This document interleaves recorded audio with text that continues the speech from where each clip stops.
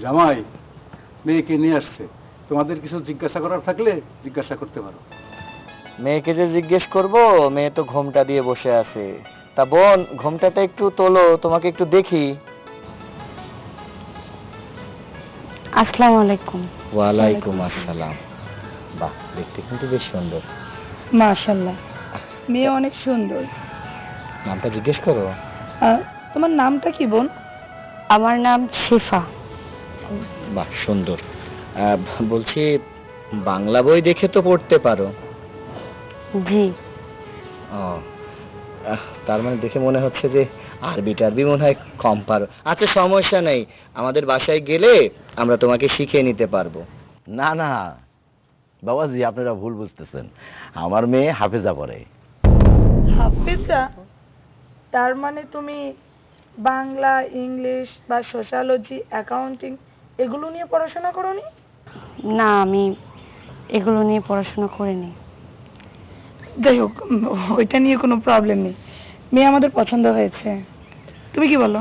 হ্যাঁ, মেয়ে তো মাশাআল্লাহ দেখতে বেশ ভালোই। এখন শোনেন তাওই সাহেব, আপনাকে তাওই সাহেব বলেই ফেললাম, যেহেতু আমরা এই বাড়িতে সম্বন্ধ নিয়ে এসেছি, আমাদের ছেলে মানে আমার শালা কিন্তু একজন সুনামধন্য ইঞ্জিনিয়ার। তো আমার শালা নিশ্চয়ই আপনার মেয়েকে পছন্দ করবে। আর আমরা যেহেতু এসেছি, আমার শ্বশুর মশাই এখানে আছেন, সেহেতু আমরা যেটা সিদ্ধান্ত নেব আমার শালা সেই সিদ্ধান্তই নেবে। তবে বিয়েতে আমাদের কিছু শর্ত আছে। জি বলেন, কি শর্ত? তেমন কিছু শর্ত না, এই যেমন ধরেন আমাদের নগদ কোনো অর্থ দিতে হবে না। সবাই তো এখন যৌতুক টৌতুক নেয়, এটাকে যৌতুক বলা ঠিক হবে না। আপনার মেয়েকে ভালোবেসে আপনি তো কিছু দিতেই পারেন। এই যেমন ধরেন ঘরের আসবাবপত্র, তারপরে আপনার মেয়ের জন্য সাজিয়ে গুছিয়ে দেওয়া কিছু স্বর্ণ অলংকার আর কি। আর জামাইকে খুশি হয়ে যদি একটা মোটরসাইকেল দেন তাহলে বেশ ভালোই হয়, কারণ ইঞ্জিনিয়ার মানুষ, সবসময় রাস্তাঘাটে যাতায়াত করতে হয়, এই জন্যই বললাম আর কি। বাবাজি, সব মেয়ের বাবা মাই চায় মেয়েকে সাজিয়ে দেখ। তো আপনারা যেহেতু যৌতুক নিবেন না, মেয়ে সাজায় দিব, মেয়ের ঘরটা সাজিয়ে দেব, মেয়েকে গয়নাগাটি দিয়ে দেব, ঠিক আছে। হ্যাঁ, আমার মেয়েকে আমি গলার একটা চেন, হাতের চুড়ি, মানে সব মিলিয়ে আমি 2 ভরি সোনা দেব। আর ঘর সাজাবার যেহেতু বলছেন, আমি একটা খাট, ড্রেসিং টেবিল, একটা আলমারি দেব। এর থেকে বেশি কিছু দেওয়া আমার পক্ষে সম্ভব না। কি বলছেন কালু সাহেব? মিনিমাম মেয়েকে তো হাতের লুলি, গলার নেকলেস, মাথার টিকলি, কানের দুল, নাকের নথ এগুলো দিতে হয়। আচ্ছা যাই হোক, তারপরেও যেহেতু আপনাদের অতটা সামর্থ্য নেই, কাজ করেন, আপনারা দেন 5 ভরি গয়না আর আমরা দিই 5 ভরি গয়না, এই মিলে 10 ভরি দিয়ে মেয়েকে সাজিয়ে নিয়ে যাই। আর একটা কথা কালু সাহেব, আপনার মেয়েকে ঘর সাজিয়ে দিবেন, এই আসবাবপত্র তো আপনার মেয়েই ব্যবহার করবে, আমরা তো আর করবো না। একটা খাট, একটা ড্রেসিং টেবিল, ডাইনিং টেবিল, আলমারি, সোফা, ওয়াল ক্যাবিনেট এগুলো তো একটা লাগে। বাসন কুসন নাই দিলেন। তবে একটা কথা কালু সাহেব, আপনারা কিন্তু এটাকে যৌতুক মনে করবেন না, কারণ আমার স্বামী হলো একজন অ্যাডভোকেট, সে তো আর যৌতুক নিতে পারে না। না না না না, আইন বলে একটা কথা আছে না, আইন নিয়ে পড়াশোনা করেছি। এখন যদি আমি বেআইনি কাজ করি, বিষয়টা আপনাদের উপরে চাপিয়ে দেওয়া হয় না, কেমন বলুন? বাবা, তোমরা তো কোরআন শরীফ নিয়ে চিন্তা করতেছো না, তোমরা চিন্তা করতেছো সোনা গয়নাগাটি নিয়ে। আই তুই চুপ কর, ছোট মানুষের মতো ভাববি, বড়দের মাঝখানে কথা বলবি না, একদিন তোরা শিখাইছি না। হ্যাঁ, বড়দের মাঝে কথা বললে আল্লাহ পাপ দেয়, এটা বলতে হয় না, বাবা মাকে ছোট করতে হয় না। তো তাও সাহেব, তাহলে ওই কথাই রইলো, আপনি আসবাবপত্রটা দিন আর 5 ভরি সোনা, বাকিটা আমরা দেখে নেব। কি বলেন আব্বা? জামাই বাবাজি, তুমি যেখানে বলেছো, আমার আর এখানে কি বলার আছে? বাবা, ছেলে যেহেতু ইঞ্জিনিয়ার, তুমি আর অমত করো না, রাজি হয়ে যাও। আমার একটা শর্ত আছে। শর্ত? কি বলে? কি কি বিয়ের শর্ত? আগেই শর্ত? আচ্ছা শোনো না, হ্যাঁ বলো বোন, তোমার কি শর্ত?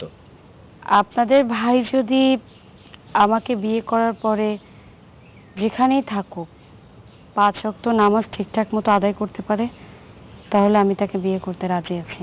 আরে এটা কি বলছে? আমার ভাই হইলো সিভিল ইঞ্জিনিয়ার, ওর বিভিন্ন সাইটে যেতে হয়, বিভিন্ন ডিস্ট্রিক্টও মনে হয় ঘুরতে হয়, তখন সে নামাজটা কি করে পড়বে? অনেক সময় সে 3 তলা 5 তলার উপরে থাকে কনস্ট্রাকশনের সাইডে, তখন কি নামাজ পড়া সম্ভব হবে নাকি? যখন সুযোগ পায় তখন পড়ে নেবে, সব সময় পড়তে পারবে না। একজন মানুষ দৈনন্দিন জীবনে সব কাজই করতে পারে, তাহলে নামাজের বেলায় কেন অজুহাত খুঁজবে? নামাজ পড়া মুসলমানদের জন্য ফরজ। আমার জীবন সঙ্গী হিসেবে এমন কাউকে চাই যে নামাজ পড়ার বেলায় অজুহাত খুঁজবে না। জি, আমি শর্তে রাজি আছি। আচ্ছা, রাজি আছিস, ঠিক আছে, ভালো কথা। একটু এদিকে তো। তাও সাহেব একটু বসেন, আমরা একটু আসি। মামুনি বসো। সাথে কথা আছে। বসো মামুনি।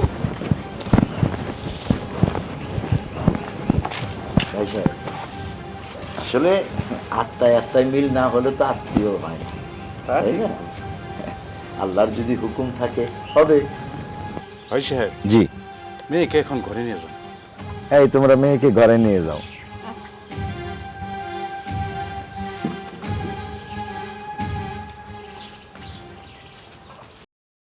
খালি ফটং ফটং ফটং ফটং।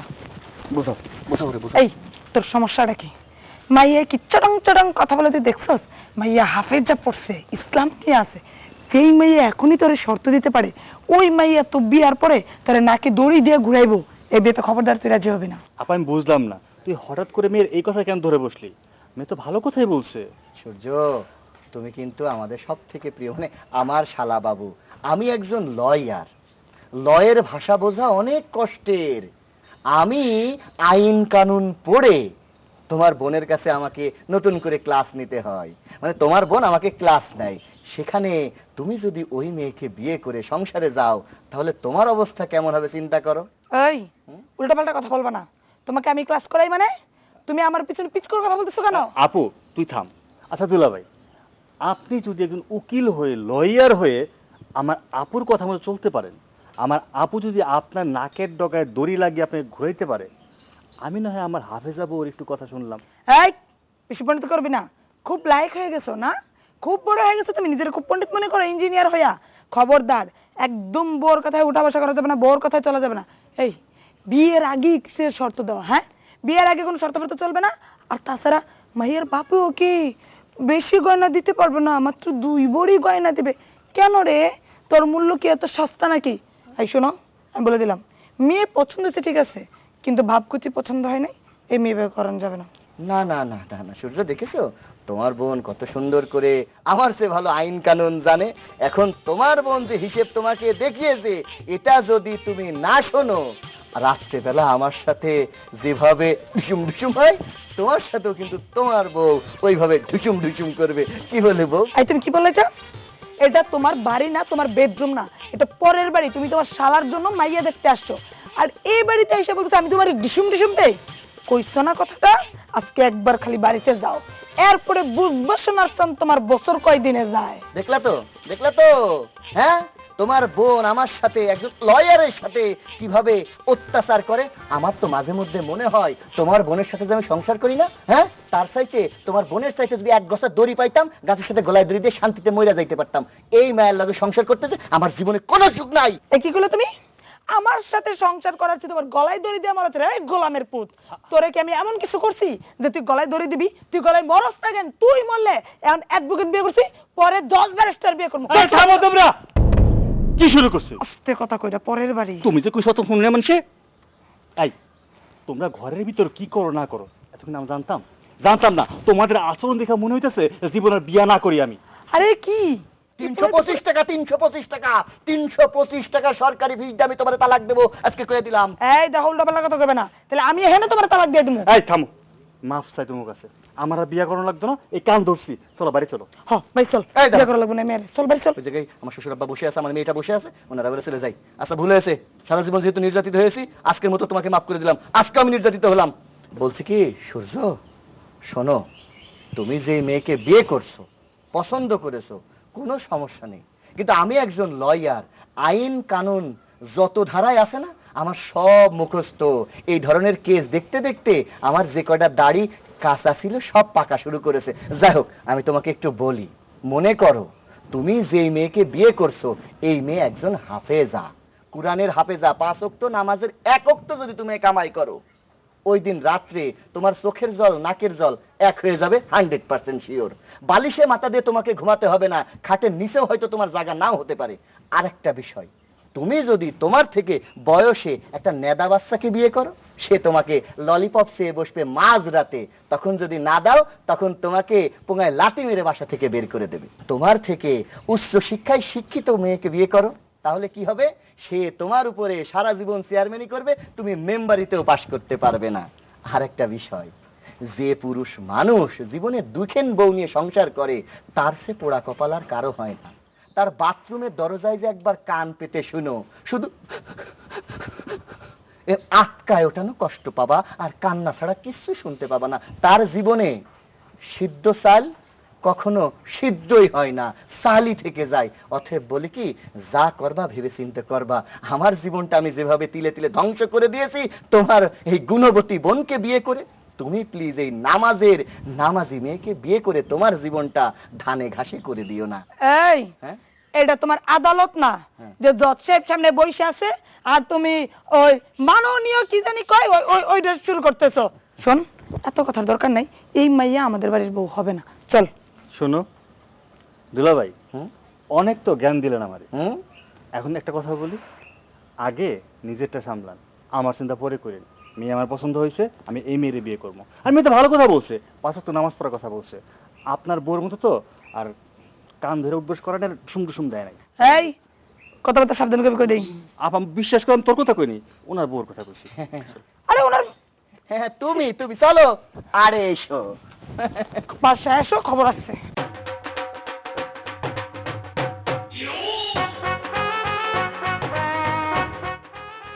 আচ্ছা, তুই যে ছেলেটাকে শর্ত দিলি, এটা কি ঠিক হয়েছে? আম্মা, আমি যে শর্ত দিয়েছি এটা তো ভালো শর্ত। একজন মুসলমান হিসেবে প্রধান দায়িত্ব কি? নামাজ পড়া, আল্লাহর প্রতি অনুগত থাকা। তা আল্লাহর উপর অনুগত না থেকে নামাজ না পড়ে সারাদিন কর্মের দিকে ঝুঁকে থাকলে কি হবে মা? সেটা তো আমি বুঝলাম, কিন্তু সব জায়গায় নিয়ম হচ্ছে ছেলেরা শর্ত দেয়, কিন্তু এখানে মেয়েদের পক্ষ থেকে শর্ত গেলে কেমন যেন দেখায়, এই জন্য বললাম। আম্মা, আল্লাহ তাআলা প্রত্যেকটা মানুষের নিজ নিজ স্বাধীনতা দিয়েছেন। জীবনসঙ্গী হিসেবে যদি কাউকে পছন্দ করতেই হয় তাহলে সেটা নিজের মতো করেই নেওয়া উচিত। আমার জীবনসঙ্গী যদি আমার মতোই না হয় তাহলে তার সাথে সারাটা জীবন থাকবো কি করে? উনি যদি 5 ওয়াক্ত নামাজ পড়ে, আমিও যদি 5 ওয়াক্ত নামাজ পড়ি, আল্লাহর প্রতি অনুগত থাকি, তাহলে আমরা দুজন একসাথে জান্নাতে যেতে পারবো। আমার চাওয়া এটাই। কিন্তু আপু, ছেলেটা তো ভালো ছিল, ইঞ্জিনিয়ার ছিল। তুই এইভাবে মুখের উপর শর্ত দিয়ে দিলি, এখন তার যদি রাজি না হয় তখন তখন কি হবে বলতো? আল্লাহ যদি চায় একজন মানুষকে নিচে নামাতে পারে, আবার আল্লাহ যদি চায় একজন মানুষকে উচ্চ পদে দাঁড়া করাতে পারে। সবকিছু আল্লাহর উপরে। উনি আজকে ইঞ্জিনিয়ার, এখন যদি উনি আল্লাহর প্রতি বিশ্বাস না রাখেন, শুধু কাজের দিকে মনোযোগী হন, নামাজ না পড়েন, তাহলে তো আল্লাহ তার প্রতি অসন্তুষ্ট হবেন। আজকে আমি ওনাকে বিয়ে করলাম টাকা পয়সা অর্থ সম্পদ দেখে, কিন্তু আখিরাতের কথা তো আমাদের চিন্তা করা উচিত। টাকা পয়সা একদিন আমরা কবরে নিয়ে যাব না, যাওয়ার সময় নেক আমল আমাদের সঙ্গে যাবে। তাই আমি মন থেকে চাই আমার জীবন সঙ্গে এমন কেউ হোক যে আল্লাহ তাআলার প্রতি অনুগত থাকে। আমি সব বুঝতে পেরেছি, তোমার যেটা ভালো মনে হয় তুমি সেটাই করো। আম্মা, আপনি আমার সিদ্ধান্ততে অসন্তুষ্ট হবেন না। আমি আখিরাতের কথা চিন্তা করে এই সিদ্ধান্ত নিয়েছি। প্রচন্ড গরম পড়ছে বিয়ে আজকে, তাই না? হ্যাঁ, অনেক অনেক গরম। বসুন বসুন। মামুনি ফটো। তাই সাহেব, ওই আমরা মোটামুটি রাজি। দেখেন তালু সাহেব, আপনার মেয়ে যে শর্ত দিছে যে আমার ভাই 5 ওয়াক্ত নামাজ পড়তে হবে, এখন আমার ভাই তো সিভিল ইঞ্জিনিয়ার, আমরা কথা দিতে পারছি না যে 5 ওয়াক্ত নামাজ পড়তেই পারবে। তবে এইটুকু কথা দিচ্ছি, আমার ভাই তার সর্বোচ্চ চেষ্টাটুকু করবে নামাজ পড়ার। এখন এক কাজ করেন, আমরা বিয়েতে রাজি আছি, আপনি বিয়ের আয়োজন করেন।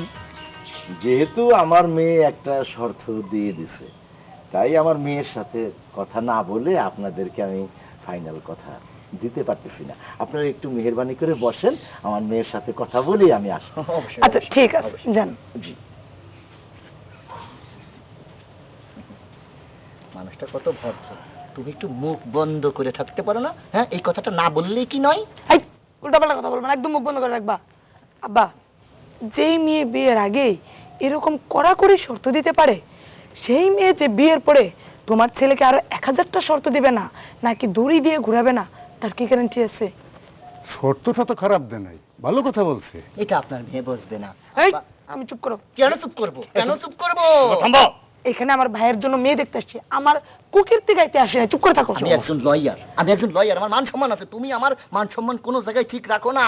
তুমি কি লয়ার জানা আছে? করো তো জমির দালালি, ছাগল চোরা লয়ার, আবার লয়ার আসছে। তোমার আব্বা সামনে বসে আছে, আমার শ্বশুর মশাই, তাকে আমি সম্মান করি। তোমরা কি থামবো? মা,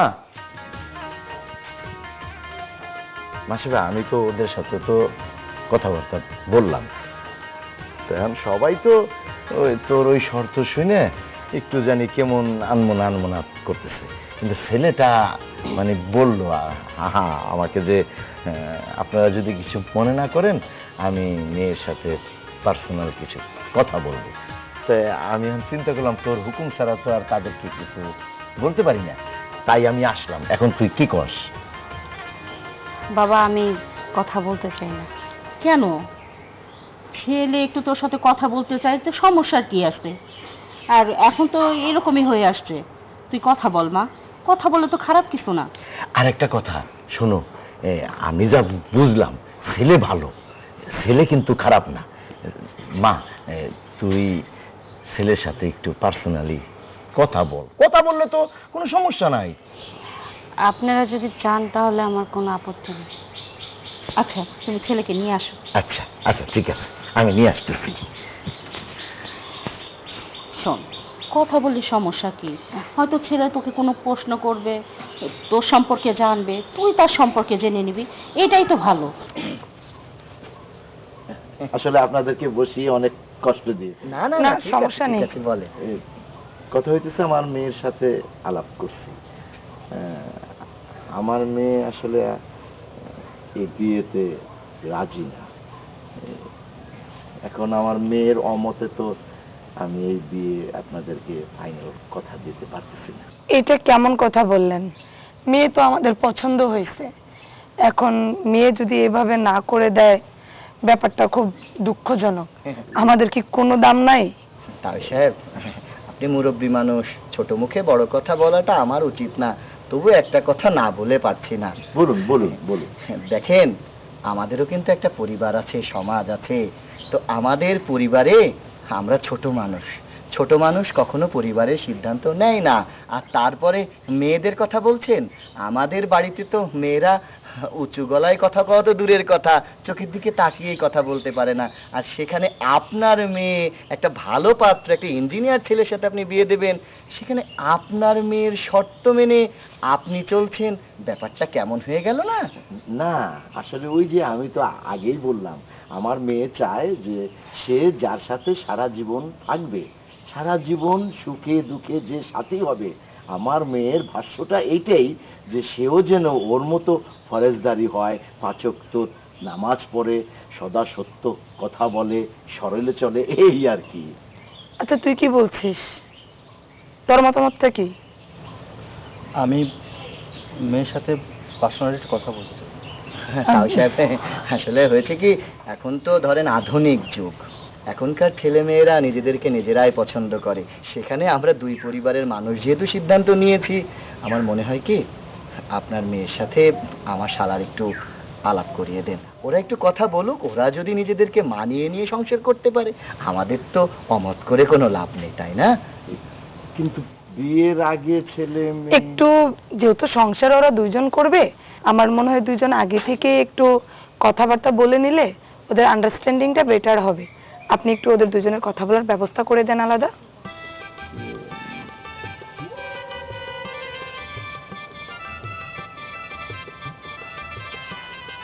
আচ্ছা ঠিক আছে, হ্যাঁ, আপনাদের কথা যদি কোনোটাই না রাখি এটা খারাপ দেখা যায়।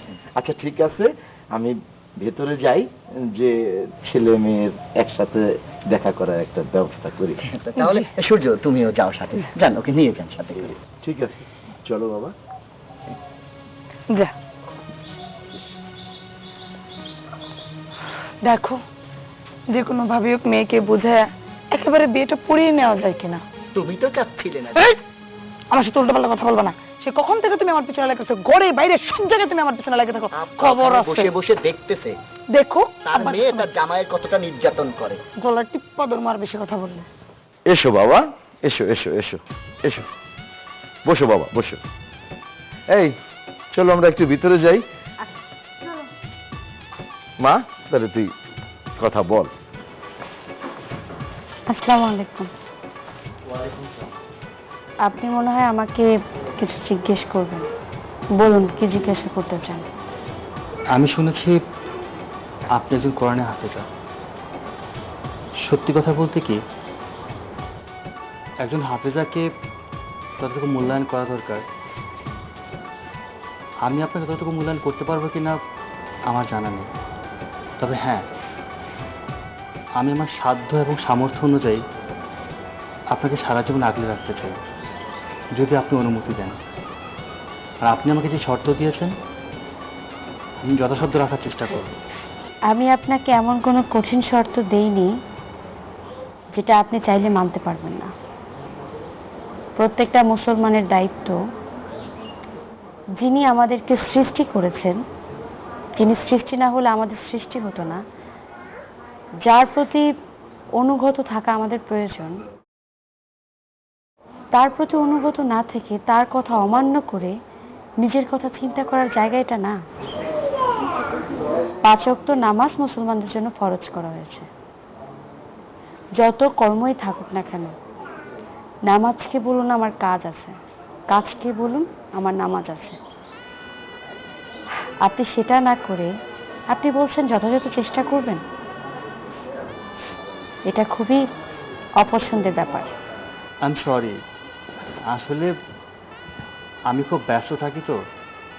আমি যদি আজকে আপনাকে কথা দিই যে আমি 5 ওয়াক্ত নামাজ পড়ব, তাকবীরের সাথে নামাজ আদায় করব, যদি না পারি সেজন্য আমি পরিপূর্ণ কথা দিতে পারছিলাম না আর কি। আপনি যে খাবারটা খান, খাবারটা কিন্তু আপনি সময় মতোই খান। আপনি যদি খাবার খাওয়ার সময় পেয়ে থাকেন, তাহলে নামাজ পড়ার জন্য কেন সময় পাবেন না? শুনুন, মুসলমানদের জন্য নামাজ পড়া ফরজ। আপনি যদি হাতে সময় কম থাকে, তাহলে অবশ্যই ফরজ নামাজ আদায় করবেন। আপনি এই বাড়িতে আসার আগে আপনার সম্পর্কে খবর নিয়েছি, আপনার পরিবারের সম্পর্কে খবর নিয়েছি। আপনি যে চাকরিটা করেন, আপনি অনেক টাকা ঘুষ খান। অনেকের যখন চাকরি দেন, তাদের কাছ থেকে মোটা অঙ্কের ঘুষ নেন। এটা কিন্তু একদম ঠিক না। আপনার দুলাভাই, সে একজন উকিল। সে অনেক সাজাপ্রাপ্ত আসামিকে টাকার জন্য জামিন করে দেন, আর যারা নির্দোষ তাদেরকে জেলে রেখে শাস্তি দেন। এখন কথা হচ্ছে, দুনিয়াতে কি আমাদেরকে এগুলো করার জন্য আল্লাহ তাআলা পাঠিয়েছেন? এজন্য কি আমাদের সৃষ্টি করেছেন? একটা মুসলমান হিসেবে আমাদের কি দায়িত্ব? হারাম হালাল বেছে খাওয়া, আল্লাহর শরীয়ত মোতাবেক চলা। সেটা যদি আপনারা না করতে পারেন, তাহলে আপনাদের দুনিয়াতে রেখে কি লাভ? আখিরাতের কথা চিন্তা করুন। আজকে তো অনেক ভালো ভালো পোশাক পরছেন, আপনার আমার কিন্তু একদিন মৃত্যু হবে। মরার পরে কাফনের কাপড়ই পরতে হবে। এখন তো বড় বড় দালান কোঠায় থাকছেন, মরার পরে কিন্তু 3.5 হাত কবরে যেতে হবে। যাওয়ার সময় কিন্তু ধন সম্পদ কিছুই নিয়ে যাবেন না। আপনার সাথে যে নেক আমল থাকবে, সেই নেক আমল নিয়েই আল্লাহর কাছে যেতে হবে। তাই আমি এমন একজন জীবনসঙ্গী চাই, আমি যদি জান্নাতে যাই, সে যেন জাহান্নামে না যায়। আমার সাথে সাথে আমার স্বামীও যেন জান্নাতে যায়। এখন আপনি সিদ্ধান্ত নিন, আপনি কি করবেন? আমার যা সিদ্ধান্ত নেবার আমি নিয়ে ফেলেছি। সত্যি আপনার মতন একজন নারীকে স্ত্রী রূপে পাওয়া অনেক পুরুষেরই ভাগ্যের ব্যাপার। আমি নিজেকে আজকে অনেক সৌভাগ্যবান মনে করছি যে আপনি আমাকে সুযোগ দিয়েছেন। আমি যদি আপনার কথাগুলো মেনে চলি, আপনি আমাকে বিয়ে করতে রাজি হবেন। আপনি বিশ্বাস করেন, আপনার প্রত্যেকটা কথাই আমার অন্তরে গেঁথে গেছে। আমরা কত ভুল করছি, কত ভুল পথে চলতেছি। আমরা কখনো ভাবতেছি না কোনটা হারাম কোনটা হালাল। মৃত্যুর পর আমাদেরকে সবকিছু জবাবদিহি করতে হবে। আপনি আমার চোখ খুলে দিয়েছেন। সত্যি আমি আপনার সামনে কথা দিচ্ছি, আজকের পর থেকে আমার কখনো কোনো নামাজ কাজা হবে না। আজকের পর থেকে আমি কখনো অসৎ উপায়ে উপার্জনে কোনো টাকা পয়সা গ্রহণ করব না। আজকের পর থেকে আপনি যেভাবে বলবেন আমি সদা আপনার কথা মেনে চলার চেষ্টা করব, এমনকি মেনেই চলবো। বিয়ের পরে আপনার আমার কথা শুনে চলতে হবে না। আপনি শুধু আল্লাহ তাআলাকে ভয় করুন, তাহলে আর কোনো কিছুরই প্রয়োজন হবে না। তবে হ্যাঁ, আমার বাবা ঠিকই বলেছিলেন, আপনার পরিবারের থেকে আপনি একদমই ব্যতিক্রম। আপনি যেহেতু আমার কথা সম্মতি দিয়েছেন, আলহামদুলিল্লাহ। আমি কি বাবাকে ডাকবো? জি। বাবা, বাবা। হ্যাঁ মা, আমি এই বিয়েতে রাজি আছি। আলহামদুলিল্লাহ আলহামদুলিল্লাহ। আচ্ছা ঠিক আছে, তাহলে তো হইল এই কথা। চলো বাবা। জি চলো। চলো।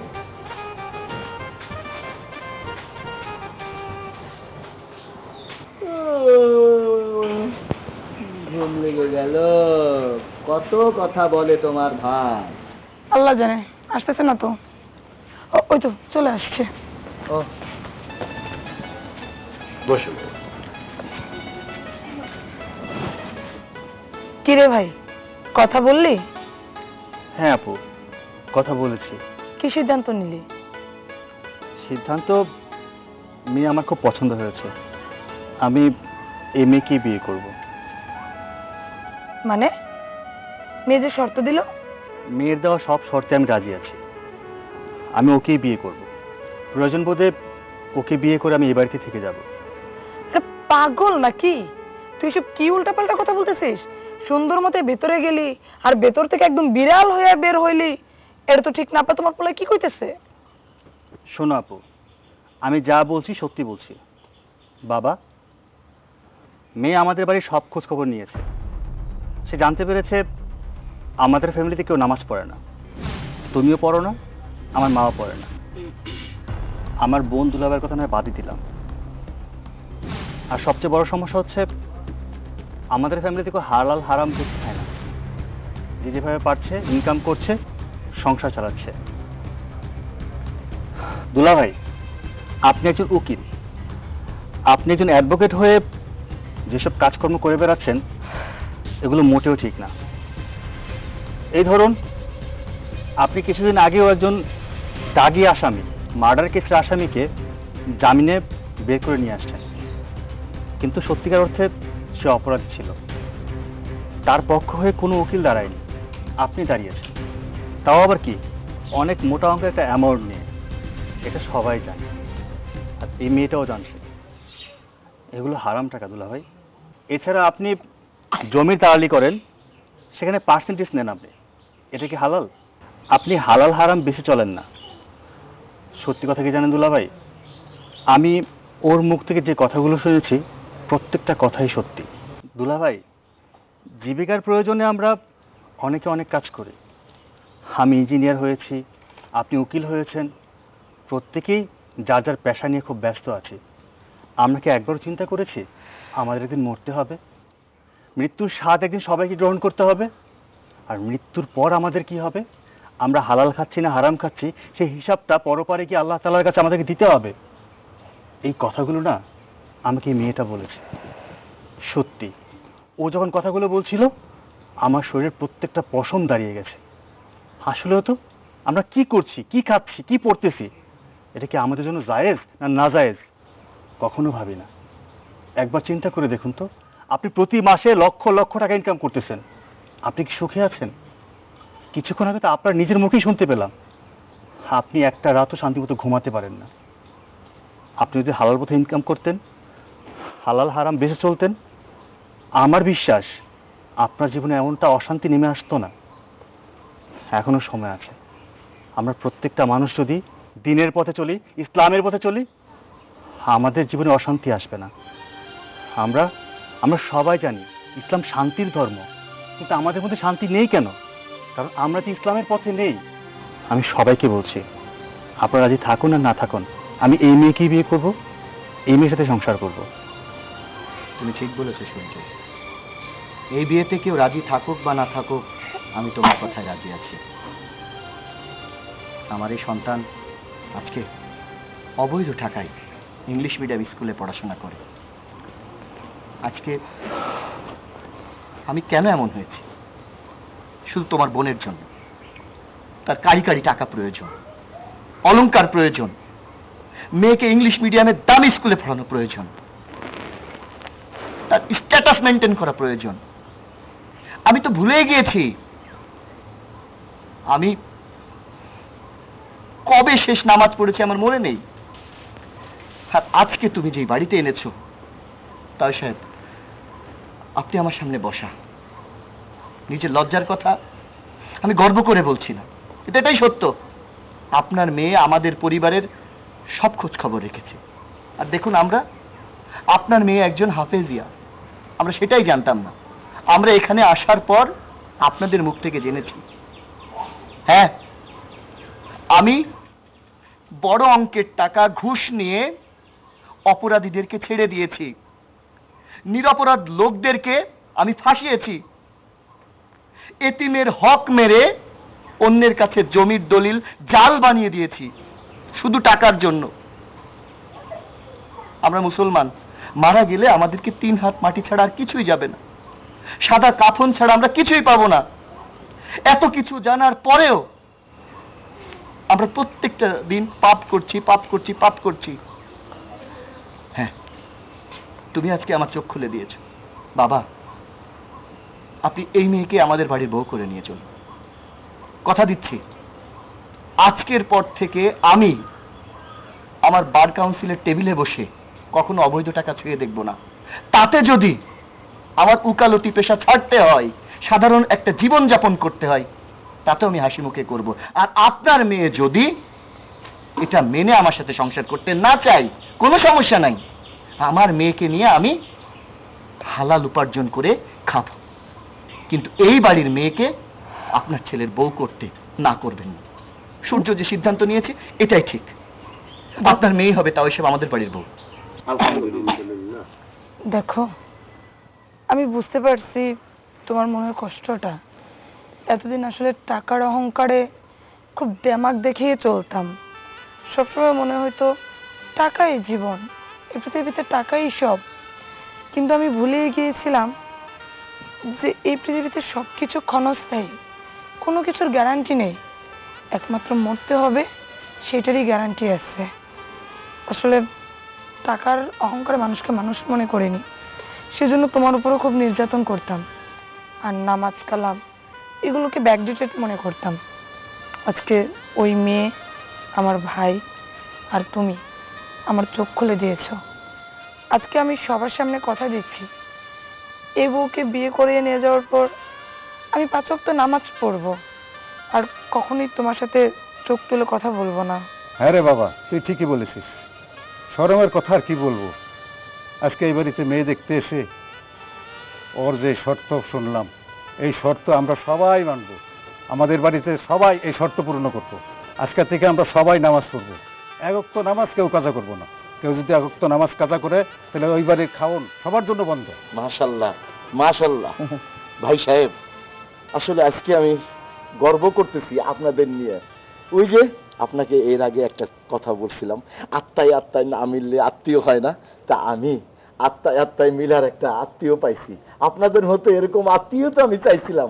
আল্লাহর কাছে লাখ লাখ শুকর। তাই সাহেব, এই আনন্দটারে যত তাড়াতাড়ি সুন্দর করে পূরণ করবেন, ততই সবার জন্য মঙ্গল। তাই বলি কি, আপনার মেয়েকে শর্ত দিয়েছিলাম না, অলংকার, ফার্নিচার কিচ্ছু লাগবে না, আপনার মেয়েই তো আমাদের বাড়ির আলোয় আলোকিত হয়ে অলংকার হয়ে থাকবে। শুকুর আলহামদুলিল্লাহ। আলহামদুলিল্লাহ। বাবাজিরা, অনেক কষ্ট দিছি আপনাদের, অনেক কথা হইছে, এখন খাওয়ার পালা। চলেন ভিতরে, খাওয়া দাওয়া করব, খেতে খেতে আমরা বিয়ের দিন তারিখটা ঠিক করে ফেলবো। হ্যাঁ সেটাই ভালো, চলো মামুনি। চলেন চলেন।